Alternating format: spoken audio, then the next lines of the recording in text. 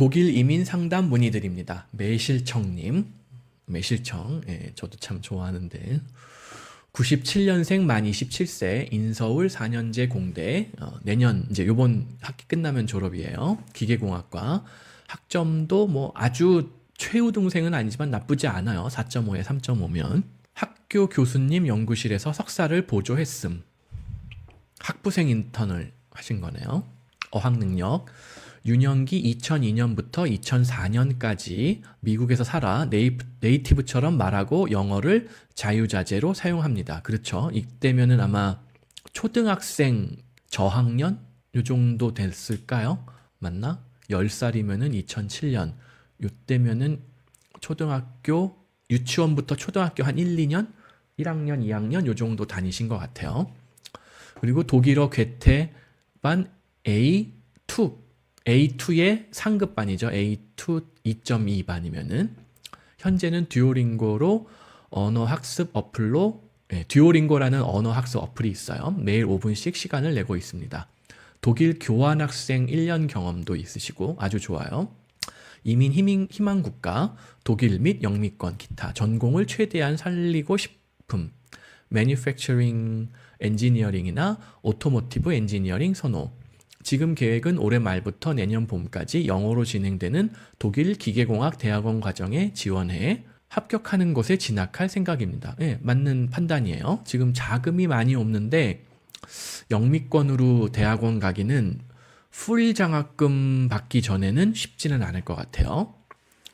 궁금한 점, 추후 대학원을 고를 때 유명하지만 졸업이 어려운 대학, 이름은 없지만 졸업이 상대적으로 쉬운 대학 중 어느 것을 선택하는 것이 좋을까요? 학계로 진출할 뜻은 없습니다. 근데 이게 잘못된 판단인데 유명하다고 해서 졸업이 어려운 대학이 있는 게 아니에요. 이름이 없다고 졸업이 쉬운 게 아니라는 거예요. 똑같이 어려워요. 그러니까는 굉장히 절대평가, 표준화가 잘 되어 있어요. 독일 대학들이. 그러니까는 요렇게는 구분할 수 있어요. 독일에 흔히 유명한 아주 막 100년, 200년, 뭐 하이델베르크 대학 이런 데 뭐 몇백 년 된 뭐 이런 대학들 있잖아요. 독일의 주요 도시에 있는 우니베르시타트들은 전부 다 몇백 년씩 된 대학들이 많아요. 그런 학교들은 흔히 문사철을 중심으로 하는 연구 중심의 대학들이에요. 그런 데들은 사실 공대 전공도 조금 달라요. 느낌이. 논문 많이 써야 되고 막 영국으로 치면 뭐 언어 디그리 뭐 약간 이런 식으로 공부를 해요. 이론 위주로. 그러니까는 논문 쓰는 위주로 대학 공부가 이루어져요. 사실은 아이비리그, 미국의 아이비리그 대학들도 그래요. 리버럴 아츠 컬리지라고 그래서 하버드 대학교에 가보면은 전공에 어카운팅 이런 거 없어요. 배첼러 컬리지 과정에 학부 과정에 어카운팅 이런 전공 없어요. 실용적인 뭐 이런 거. 그냥 이코노믹스는 있지만 파이넌스도 없어요. 제가 알기로. 파이넌스 전공도 없어요. 하버드 대학교 이런 데 가보면. 예일도 마찬가지일 거예요. 이런 데들은 전부 다 리버럴 아츠 컬리지라서 문학, 역사, 철학 요런 뭐 기타 사회과학 그 중에 제일 실용적인 게 이코노믹스예요. 물론 뭐 수학, 뭐 물리학 이런 것도 있죠. 이공계도 있는데 공대도 아주 세분화되어 있지가 않아요. 생각보다.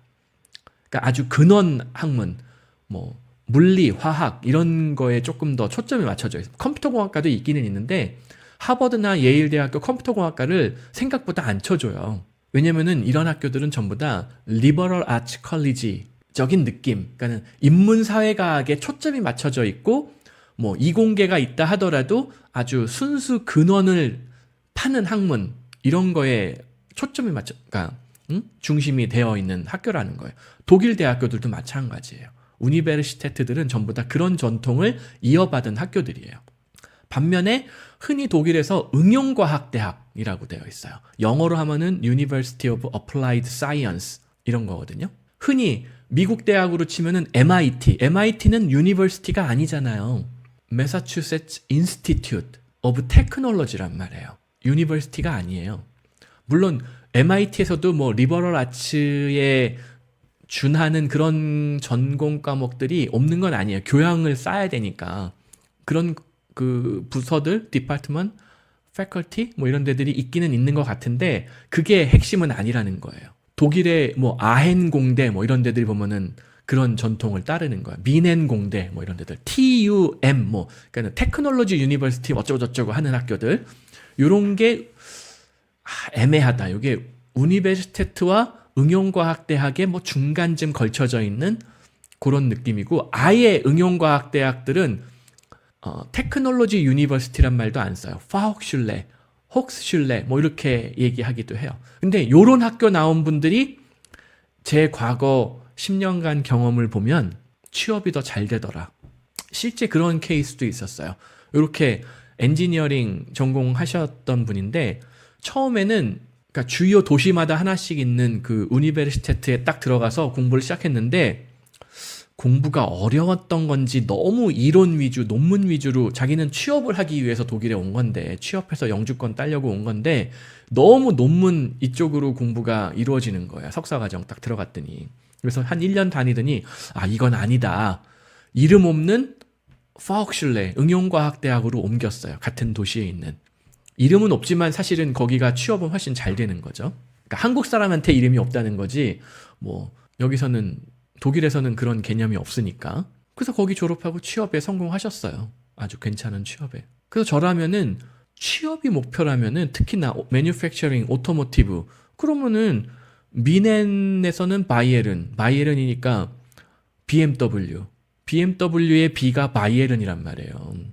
BMW와 산학연계가 잘 되어 있는 응용과학대학의 석사과정 슈투트가르트로 간다. 그러면은 슈투트가르트에는 뭐 포르쉐나 뭐 벤츠나 뭐 아우디나 뭐 이런 회사들이 있잖아요. 그쪽에. 그러면은 그런 회사들과 산학연계가 잘 되어 있는 그런 대학원 그 파혹슐레 응용과학대학의 대학원 과정에 진학을 하는 게 독일 취업 이민 목적상으로는 훨씬 유리할 거라는 거예요. 무슨 뭐 슈투트가르트 우니베르시타트 뭐 이런 데 갈 필요 없어요. 논문만 죽어라 써야 돼요. 연구만 죽어라 해야 돼요. 뭘 이렇게 나한테 취업에 도움되는 기술들을 가르쳐 주는 게 아니라는 거예요. 그리고 이런 제조업, 매뉴팩처링이라든가 오토모티브 엔지니어링을 선호한다. 근데 돈은 없다. 그럼 독일보다 더 나은 나라 찾기가 거의 어려워요. 현실적으로. 혹시 스위스? 스위스도 의외로 제조업이 발달해 있거든요.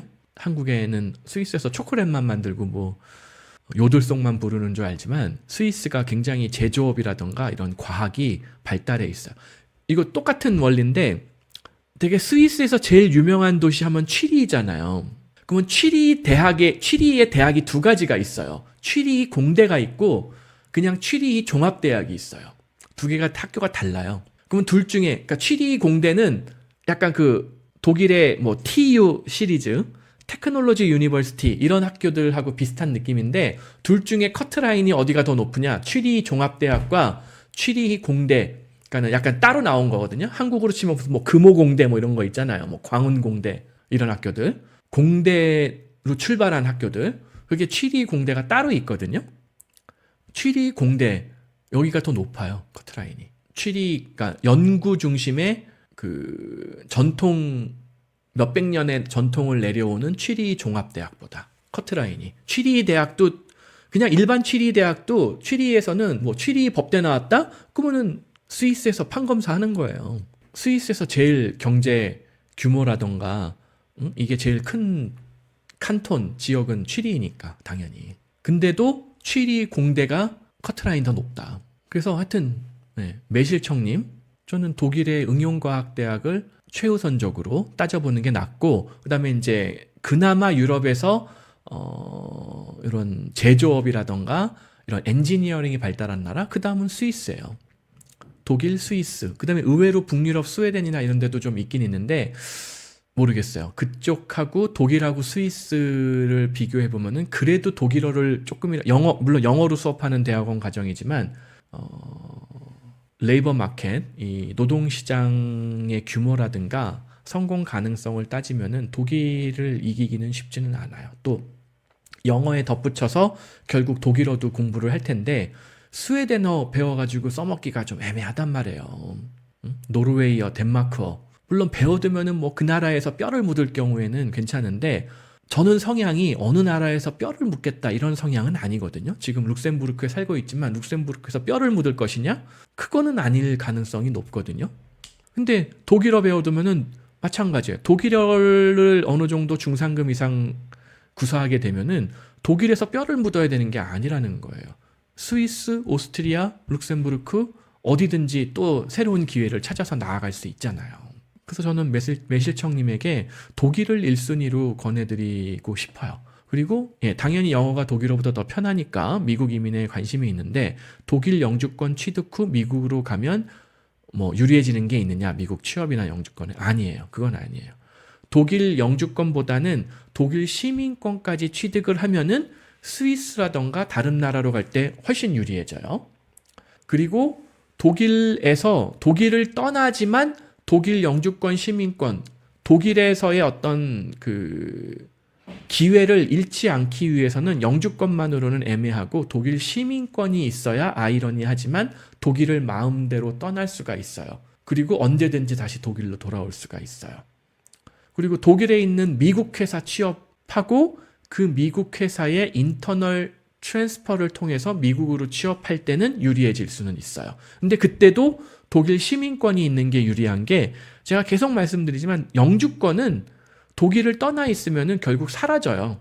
그러면 미국으로 가가지고 미국에서 무슨 뭐 L1 비자 이런 주재원 비자로 버티고 있는데 괜히 미국 갔다가 내 독일 영주권이 날아가 버렸네? 그건 손해잖아요. 근데 독일 시민권을 받은 상태로 미국 가서 L1 비자로 버티고 있다가 미국 영주권 받고 뭐 미국에서 한 10년 살다가 그래 내가 뭐 돈도 많이 벌고 뭐 한 다음에 다시 노후에는 저기 스위스의 취리 호수에서 현빈처럼 뭐 피아노 치면서 유유자적하고 멋지게 살아야지 했을 때 독일 시민권이 남아 있으면은 얼마든지 자유롭게 그게 가능하다는 거예요. 독일 영주권은 독일을 떠나서 연속으로 6개월 이상 떠나 있으면은 사라져 버려요.